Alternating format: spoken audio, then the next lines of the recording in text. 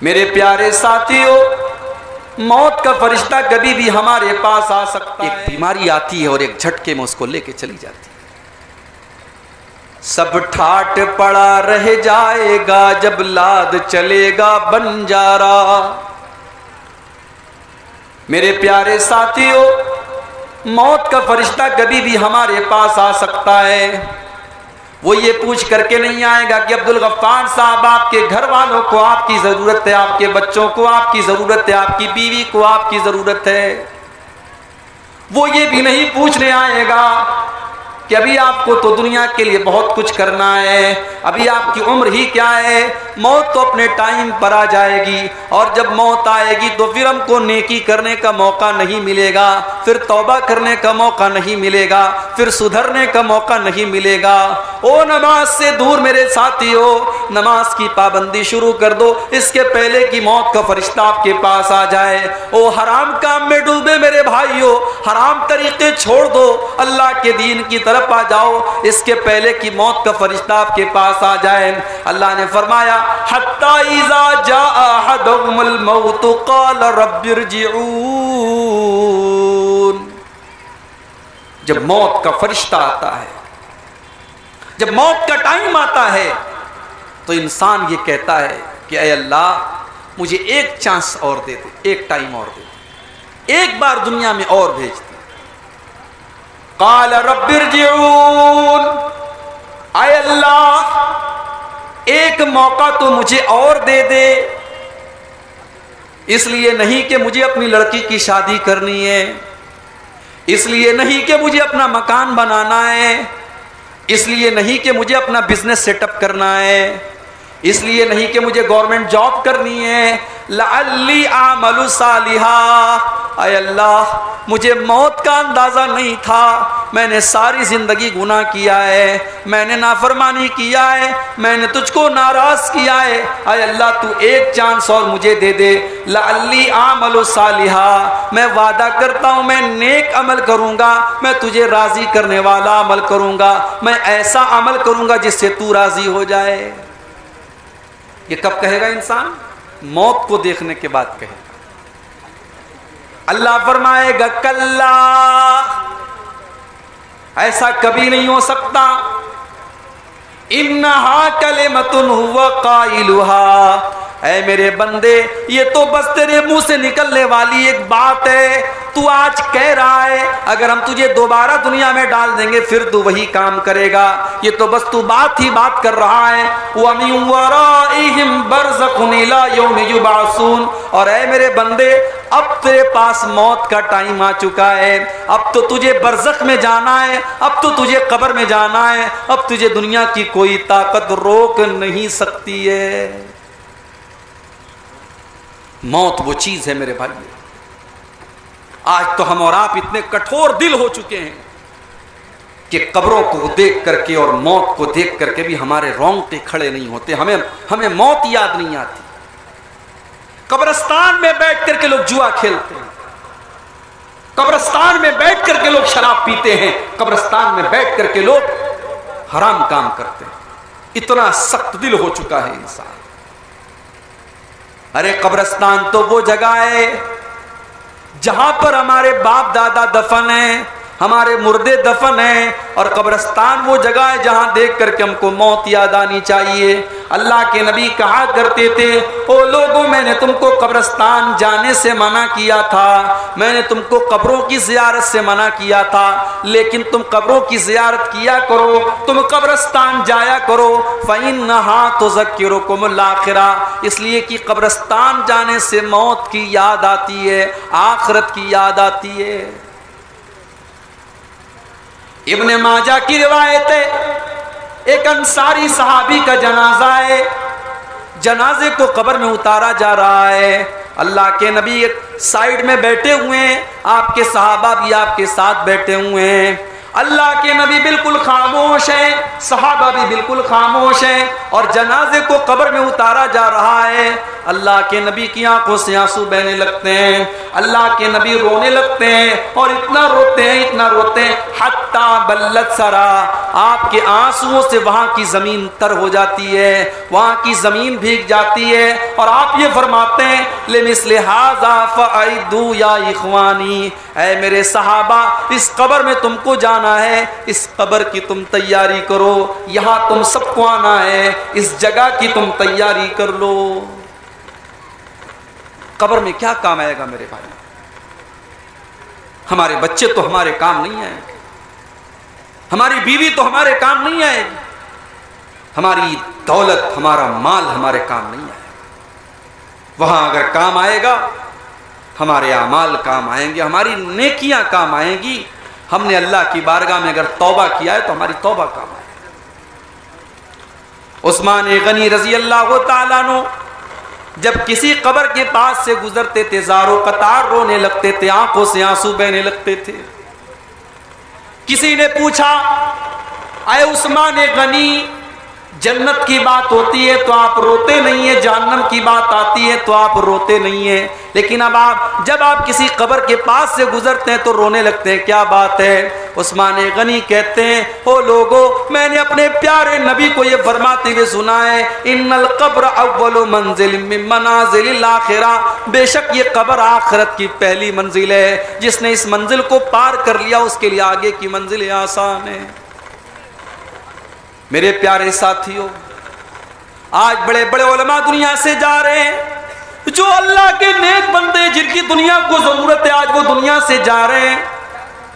آپ کے بہار کی سرزمین کے مدھوبنی کے رہنے والے علامہ عزیر شمس رحمۃ اللہ علیہ، جو آپ کے اسی بہار کے سپوت تھے، ہمارے بنارس سے جامعہ سلفیہ سے انہوں نے تعلیم حاصل کی اور پوری زندگی مکہ مکرمہ میں رہے اور وہیں دین کی خدمت کرتے رہے، بہت بڑی بڑی کتابیں لکھی، آج وہ بھی اللہ کو پیارے ہو گئے۔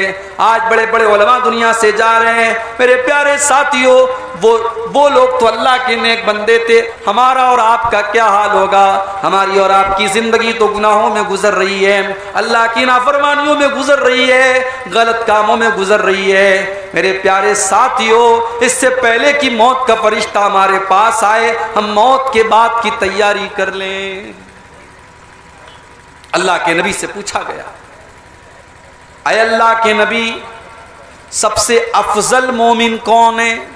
افضل کا مطلب سرووتم، سروشریشٹھ، سب سے اچھا۔ اللہ کے پیارے نبی سے پوچھا گیا کہ سب سے بہترین مسلمان کون ہے؟ آپ نے فرمایا احسنہم خلقا، جس کا اخلاق سب سے اچھا ہو، جس کا ویوہار سب سے اچھا ہو، جس کی بات چیت سب سے اچھی ہو، جو سب سے اچھے طریقے سے ملتا جلتا ہو، جس کا بیہیویئر سب سے اچھا ہو۔ پھر پوچھا گیا وَأَيُّ الْمُؤْمِنِينَ أَكْيَسْ، اے اللہ کے نبی سب سے بدھیمان کون ہے؟ سب سے عقل مند کون ہے؟ سب سے چتر کون ہے؟ سب سے چالاک کون ہے؟ اللہ کے پیارے نبی نے فرمایا اکثرہم ذکرا للموت واستعدادا لما بعدہ، سب سے زیادہ موت کو یاد کرنے والا اور موت کے بعد کی زندگی کی تیاری کرنے والا۔ آج ہم موت کو یاد نہیں کرتے، وہ موت جو ہمیں ہمارا انجام یاد دلاتی ہے۔ میرے پیارے ساتھیوں، ذرا اپنے نبی کی موت کا ٹائم یاد کرو۔ سوموار کے دن اللہ کے نبی کا انتقال ہوتا ہے، جمعرات کا دن ہے، ظہر کی نماز کا ٹائم ہے، اللہ کے نبی کمزوری محسوس کر رہے ہیں۔ آپ صحابہ سے کہتے ہیں کہ 7 الگ الگ کنویں کا پانی لایا جائے، 7 الگ الگ کنویں کا پانی لایا جاتا ہے اور اللہ کے پیارے نبی اس سے نہاتے ہیں، اس سے غسل کرتے ہیں۔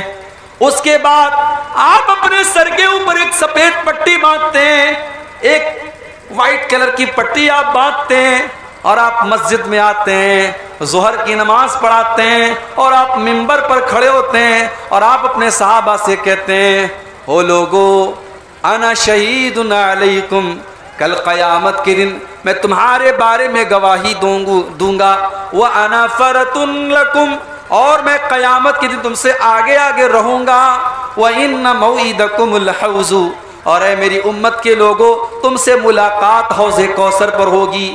وَلَا أَخْشَىٰ عَلَيْكُمْ أَن تُشْرِكُوا، اے میرے صحابہ مجھے اس بات کا ڈر نہیں ہے کہ تم میرے بعد شرک کرنے لگو گے. وَلَٰكِنْ أَخَافُ عَلَيْكُمْ أَن تُبْسَطَ عَلَيْكُمُ الدُّنْيَا، مجھے ڈر ہے تو اس بات کا ڈر ہے کہیں تم دنیا کے فتنے میں نہ پڑ جاؤ، کہیں دنیا کی رنگینیوں میں نہ پڑ جاؤ، کہیں دنیا کی آزمائش میں نہ پڑ جاؤ.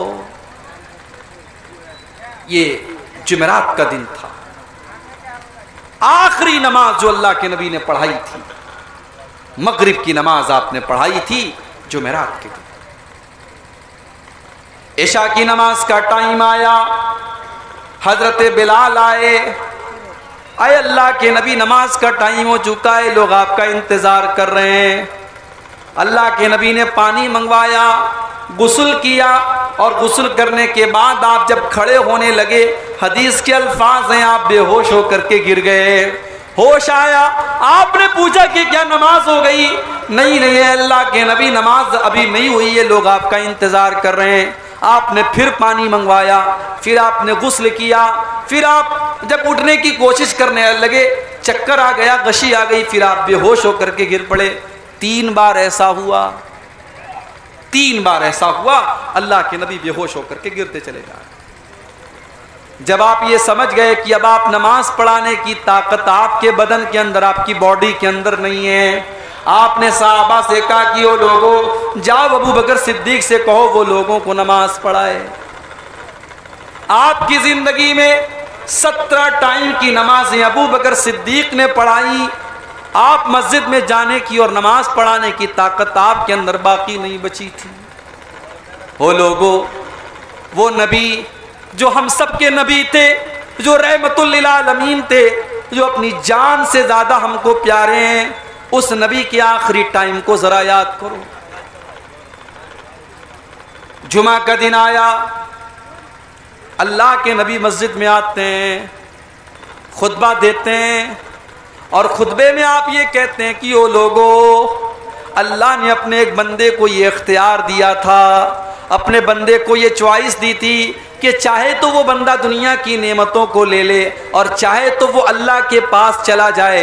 اللہ کے اس بندے نے اللہ کے پاس چلے جانے کے آپشن کو قبول کر لیا اور اللہ کے پاس جانے کے لیے تیار ہو گیا. ابھی اللہ کے نبی نے اتنا ہی بیان کیا تھا، ابو بکر صدیق رضی اللہ تعالیٰ عنہ رونے لگے اور آنکھوں سے آنسو بہنے لگے اور کہنے لگے فدیناک بآبائنا و امہاتنا، اے اللہ کے نبی ہمارے ماں باپ آپ کے اوپر قربان ہو جائیں. اے اللہ کے نبی ہمارے ماں باپ آپ کے اوپر قربان ہو جائیں. صحابہ کہتے ہیں ہمیں بڑی حیرت ہوئی کہ اللہ کے نبی تو ایک عام بات کر رہے ہیں، یہ بار بار کیوں حضرت ابو بکر رو کیوں رہے ہیں؟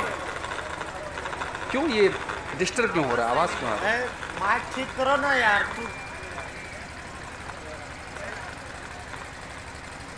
حضرت ابو بکر رو کیوں رہے ہیں؟ کیا بات ہے؟ صحابہ کہتے ہیں ہم کو بعد میں یہ احساس ہوا، ہم کو بعد میں یہ پتا چلا کہ اللہ کے پیارے نبی تو اپنے ہی بارے میں یہ بات کہہ رہے تھے کہ اللہ تعالیٰ نے مجھ کو یہ آپشن دیا ہے کہ چاہوں تو میں دنیا میں کچھ اور دن تک زندہ رہوں اور چاہوں تو میں اللہ کے پاس چلا جاؤں. اور اللہ کے نبی نے اللہ کے پاس جانے کو قبول کر لیا اور اللہ کے پاس جانے کو تیار ہو گئے. اپنے اسی خطبے میں آپ نے فرمایا کہ اگر میں دنیا میں کسی کو اپنا خلیل بناتا تو ابو بکر کو بناتا، لیکن میرا خلیل تو اللہ ہے، میرا سب سے خاص دوست تو اللہ ہے. ہاں اسلام نے جو دوستی ابو بکر کے ساتھ رکھی ہے وہ دوستی برقرار رہے گی، لیکن میرا خلیل تو اللہ ہے، میرا دوست تو اللہ ہے.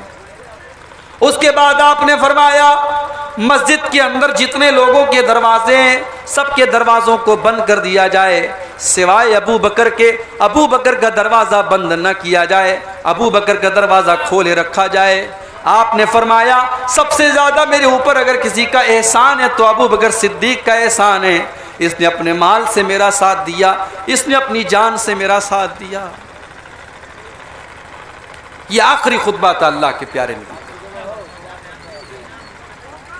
سنیچر کا دن آیا، سوموار کے دن آپ کا انتقال ہوا، سنیچر کا دن آیا،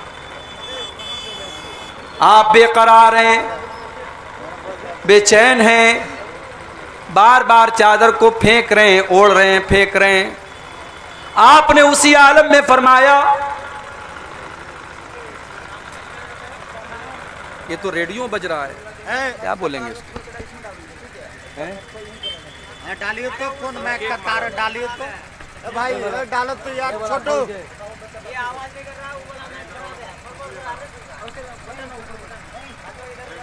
آ جائیے آپ اوپر بہت ڈسٹرب کر رہا ہے آپ کا، بہت پریشان کیا شام سے۔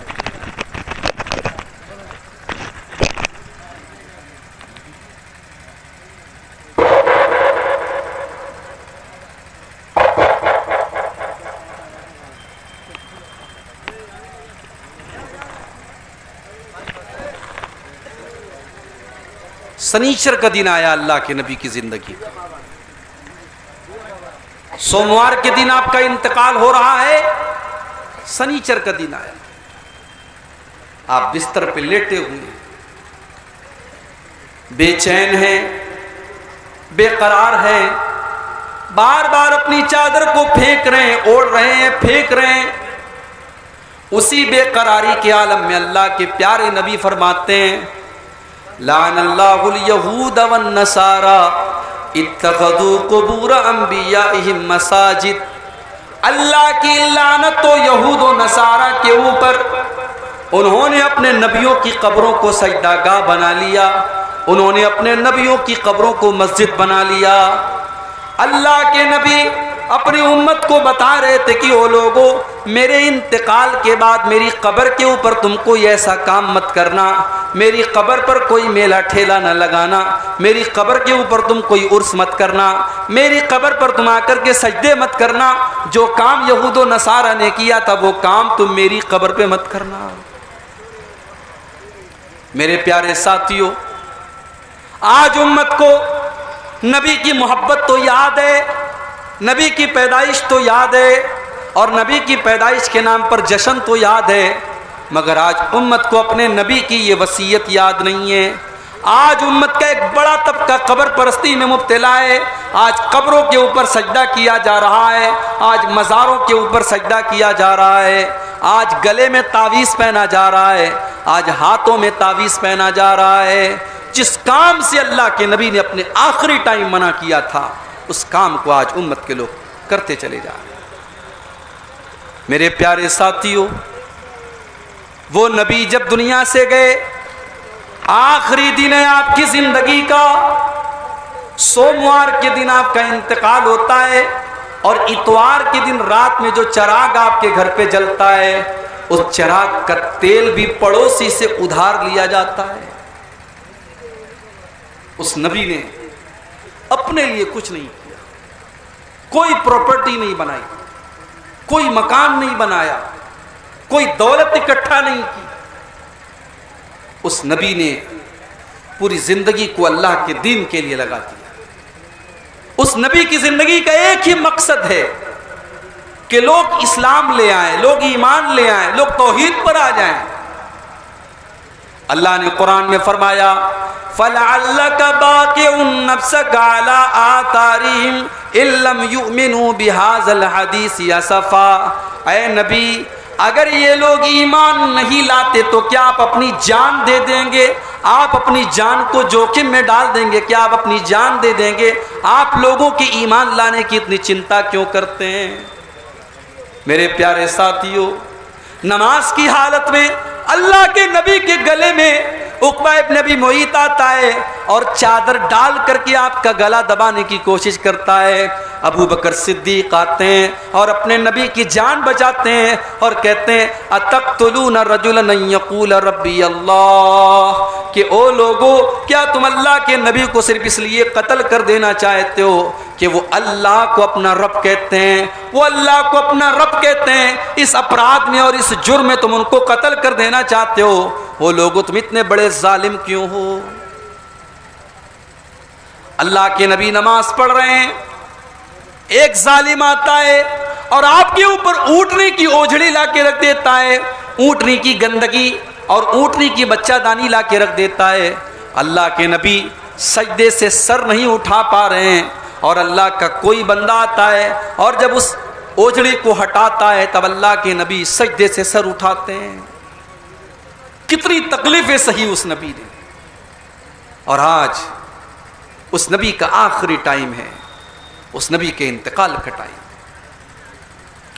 سوموار کا دن آتا ہے، فجر کی نماز کا ٹائم ہے، اللہ کے پیارے نبی اپنے کمرے کا پردہ ہٹاتے ہیں، سامنے ابو بکر صدیق نماز پڑھا رہے ہیں، صحابہ کرام پیچھے نماز پڑھ رہے ہیں۔ اللہ کے نبی اپنے حجرے کے دروازے سے یہ منظر دیکھتے ہیں، آپ کے چہرے پر مسکراہٹ آ جاتی ہے، آپ ہنسنے لگتے ہیں۔ صحابہ کرام نماز کی حالت میں محسوس کر لیتے ہیں کہ اللہ کے نبی اپنے کمرے کے دروازے پر کھڑے ہیں۔ صحابہ کہتے ہیں ہم کو یہ ڈر ہوا کہ کہیں ہماری نماز نہ خراب ہو جائے اور کہیں ہم نماز کو بیچ میں سے چھوڑ کے نہ بھاگ جائیں، اور ابو بکر صدیق رضی اللہ تعالیٰ عنہ بھی پیچھے ہٹنے لگے۔ اللہ کے نبی نے اشارہ کیا کہ اے ابو بکر تم نماز کو کنٹینیو رکھو، تم نماز کو جاری رکھو، اور آپ نے پردہ گرا دیا اور آپ نے پردے کو دوبارہ اپنی جگہ کر دیا۔ صحابہ کہتے ہیں کہ یہ آخری منظر تھا جو اللہ کے نبی نے اپنے صحابہ کا دیدار کیا تھا۔ نبی خوش ہو گئے، نبی کے چہرے پر مسکراہٹ آ گئی کہ میری امت میرے بعد بھی نماز پڑھ رہی ہے، نماز نہیں چھوٹی ہے، نماز جاری ہے۔ آج امت کو اپنے نبی کو جس چیز کی اتنی فکر تھی، نماز، آج امت کو نماز کی بھی فکر نہیں۔ رات بھر تقریریں سننے والے فجر کی نماز میں غائب ہو جاتے ہیں۔ گاؤں میں جلسہ ہو رہا ہے، جلسے میں ہزاروں کی پبلک ہے، مسجد میں چلے جاؤ تو 8-10 لوگ مشکل سے نماز میں ملتے ہیں۔ میرے پیارے ساتھیوں، آج تم نبی سے محبت کا دعویٰ کرتے ہو، نبی سے پیار کا دعویٰ کرتے ہو، اس نبی کو تو نماز سے اتنی محبت تھی، اتنی محبت تھی کہ وہ نبی کہا کرتے تھے جعلت قرۃ عینی فی الصلاۃ، نماز میری آنکھوں کی ٹھنڈک ہے، نماز میرے دل کا سکون ہے۔ جب اللہ کے نبی ٹینشن میں ہوتے تھے، پریشانی میں ہوتے تھے، حضرت بلال سے کہتے تھے یا بلال ارحنا بالصلاۃ، اے بلال تم جلدی سے اذان دے دو اور جلدی سے نماز کھڑی ہو جائے تاکہ میرے دل کو سکون مل جائے۔ میرے نبی کو نماز سے سکون ملا کرتا تھا۔ اللہ کے نبی جلدی کسی کے اوپر بددعا نہیں کرتے تھے، مگر جب آپ کی ایک مرتبہ عصر کی نماز قضا ہو گئی، دشمنوں سے لڑائی چل رہی تھی، جنگ خندق کا موقع تھا، اور لڑائی کے دوران آپ کی عصر کی نماز قضا ہو گئی، سورج ڈوب گیا، عصر کی نماز قضا ہو گئی، تو اللہ کے نبی کے منہ سے بددعا نکل گئی۔ آپ نے فرمایا ملأ اللہ بیوتہم وقبورہم نارا، اے اللہ ان کے گھروں کو تو جہنم کی آگ سے بھر دے، ان کی قبروں کو تو جہنم کی آگ سے بھر دے۔ شغلونا عن الصلاۃ الوسطی، اے اللہ ان کی وجہ سے ہماری عصر کی نماز چھوٹ گئی۔ اتنی فکر تھی اللہ کے نبی کو نماز۔ آج ہم نماز نہیں پڑھتے، کیوں صاحب؟ ارے کام بہت ہے، کوئی بزنس کر رہا ہے، کوئی نوکری کر رہا ہے، کوئی جاب کر رہا ہے، کوئی کالج میں جا رہا ہے۔ میرے پیارے ساتھیوں، آپ اللہ تعالیٰ کو کیا منہ دکھاؤ گے؟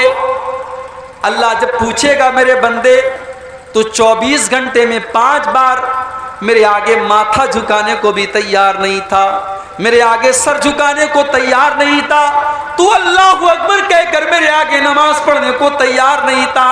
میرے پیارے ساتھیوں، ہم اللہ کو کیا منہ دکھائیں گے؟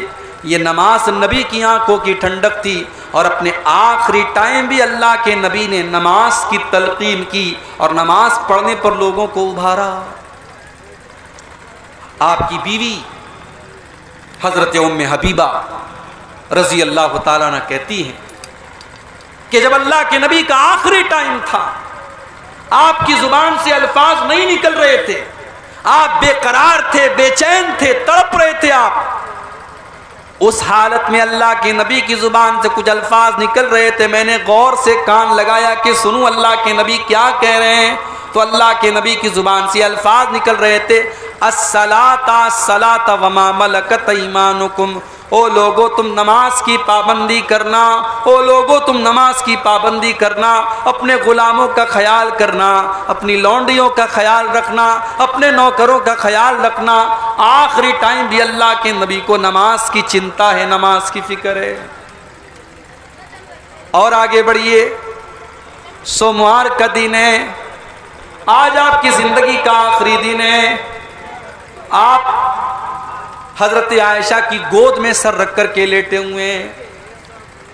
حضرت عبد الرحمن ابن ابو بکر آتے ہیں، ان کے ہاتھوں میں مسواک ہے. اللہ کے پیارے نبی کی نظر مسواک کے اوپر پڑ جاتی ہے. آپ اماں عائشہ کو اشارہ کرتے ہیں، اماں عائشہ سمجھ جاتی ہیں کہ آپ مسواک کرنا چاہتے ہیں. اماں عائشہ مسواک کو لے لیتی ہیں اور اپنے دانتوں سے مسواک کو نرم کرتی ہیں، اور وہ مسواک اللہ کے نبی کو ہاتھوں میں دے دیتی ہیں. اللہ کے آخری نبی مسواک کرتے ہیں اور بڑے بہترین طریقے سے آپ مسواک کرتے ہیں. اور اماں عائشہ کا لعاب، اماں عائشہ کا تھوک اللہ کے نبی کے تھوک کے ساتھ اس طریقے سے مل جاتا ہے. اور اس سے علماء نے یہ مسئلہ بھی نکالا ہے کہ جب کسی کو یہ احساس ہو جائے کہ اس کا آخری ٹائم ہے تو وہ مسواک کر لے، وہ اپنا منہ صاف کر لے، تاکہ اللہ تعالیٰ کیا اس حال میں جائے کہ اس کا منہ صاف ہو. آپ نے مسواک کیا. مسواک کرنے کے بعد آپ کے اوپر موت کی سختیاں آنے لگی. آپ کی پیشانی پر پسینے کی بوندیں چمکنے لگی. آپ کے اوپر تکلیف کے آثار نظر آنے لگے. آپ بے چین ہونے لگے. آپ کے بغل میں ایک پیالہ رکھا ہوا تھا، پیالے میں پانی تھا. آپ بار بار پانی اپنے چہرے پر ڈالتے تھے اور کہتے تھے، اللہم اعینی علی سکرات الموت، اللہم اعینی علی سکرات الموت. اے اللہ تو موت کی سختیوں پر میری مدد فرما، اے اللہ تو موت کی سختیوں پر میری مدد فرما. اماں عائشہ فرماتی ہیں اس کے پہلے میں موت کی سختیوں کو ناپسند کرتی تھی، مگر جب میں نے اپنے نبی کے اوپر بھی موت کی سختیاں دیکھی تو اس کے بعد میں سمجھ گئی کہ موت کی سختیاں تو کسی کے اوپر بھی آ سکتی، اللہ کے نبی کے اوپر بھی موت کی سختیاں. میرے پیارے ساتھیوں، آپ نے آسمان کی طرف اپنے ہاتھ اٹھائے اور آپ نے فرمایا، اللہم اغفر لی ورحمنی، اے اللہ تو مجھے معاف فرما دے، اے اللہ تو میرے اوپر رحم فرما. اس کے بعد آپ نے فرمایا، اللہم الحقنی بالرفیق الاعلی، اللہم الحقنی بالرفیق الاعلی، اللہم الحقنی بالرفیق الاعلی. اے اللہ تو رفیق اعلیٰ کے ساتھ مجھے ملا دے، تو اپنے نبیوں کے ساتھ مجھے ملا دے، تو اپنے نیک بندوں میں مجھے ملا دے. اتنا کہنے کے بعد اللہ کے نبی کا ہاتھ دھیرے دھیرے زمین پر آ گیا اور آپ کی روح آپ